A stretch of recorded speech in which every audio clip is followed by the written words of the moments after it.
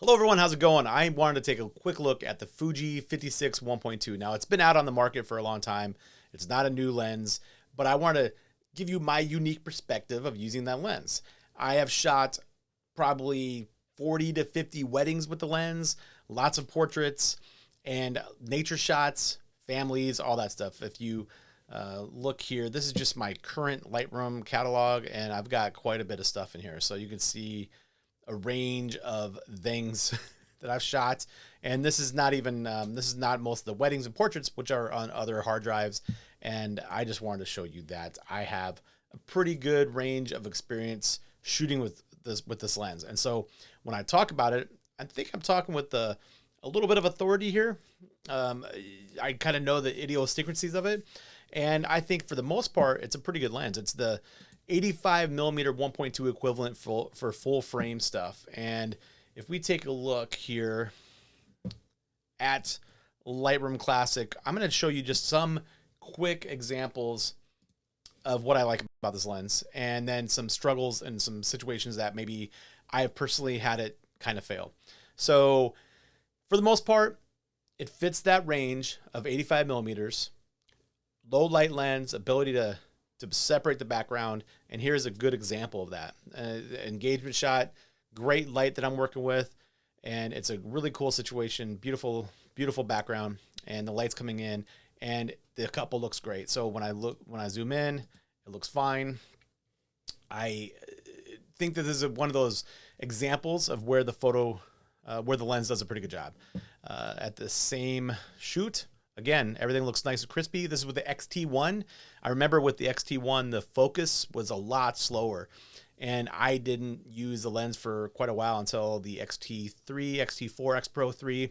And I used the 56 1.2 on those cameras, and it performed better, quicker, faster. So over time, it actually seemed to improve autofocus speed.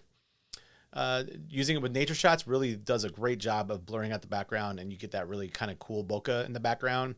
I like the look.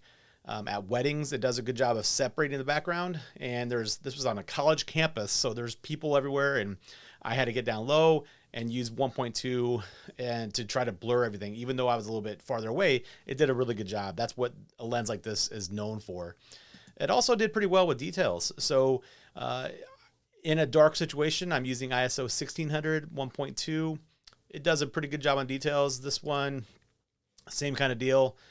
Nice job of blurring out the background, putting the focus right where I want it. In a difficult situation, ISO 6400. This is 1/250th of a second, just using whatever light's in the reception, and it does a good job. The focus is fine. The details there, it looks pretty good.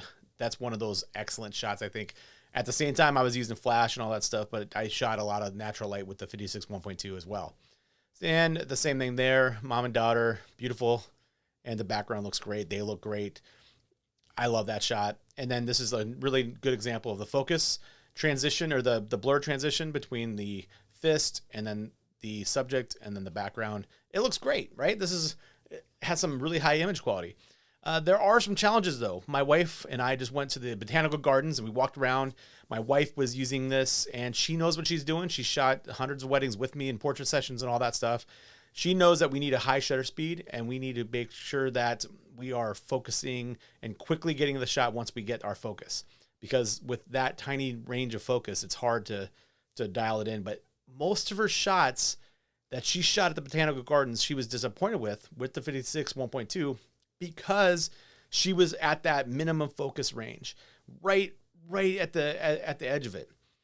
The camera was working fine. It said she was in focus, and her stuff was just not in focus. So when we look in there and we get even closer, the front of that petal right there is not in focus. It should be right exactly where the stem is and where the bee is, and it's just kind of soft. It's really soft. It's too soft.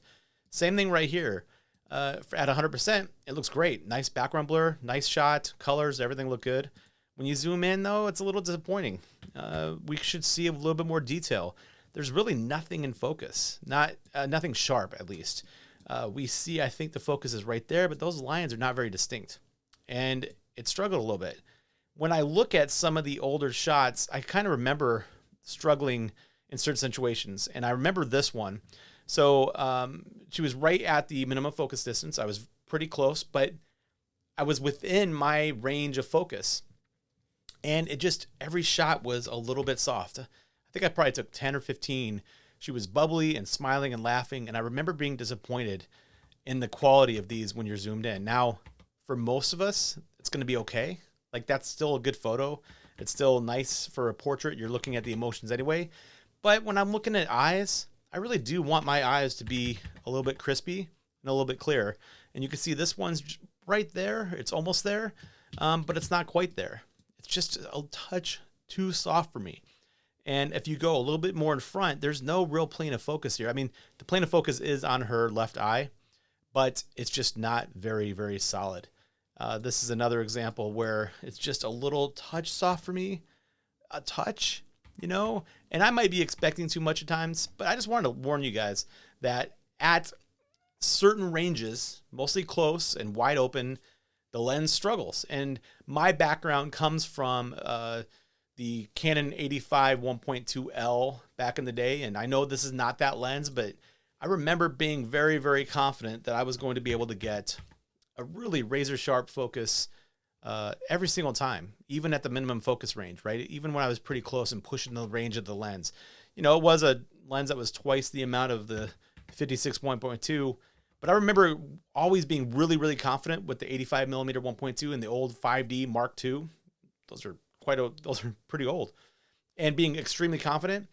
I enjoy the results I get from the 56 1.2, but I am not 100% confident all the time that I'm going to get a perfect shot. My wife reminded me at the gardens why that is sometimes.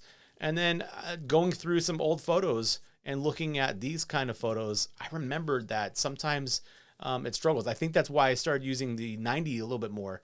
You know, I used to do a ton of weddings, a ton of portraits and stuff like that. I don't do those as much. And so the 56 kind of sat around for quite a while, and along with the 90 f2. But when I go back and review the 90 f2 shots, they're pretty much consistently always in focus, even at close range. So the 56 1.2 is a very fine lens, does some great background blur.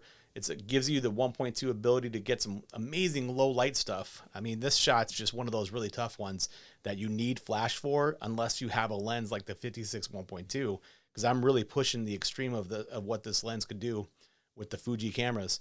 But I do want to just give a little bit of a warning that at some ranges, especially close, wide open, it's pretty soft. And then there are times I shot a sequence of around 15 of these, and I got one really good shot that was in focus and crisp.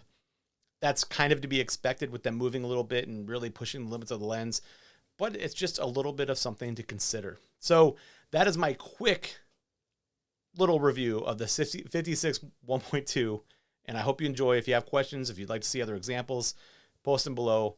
But have a great day.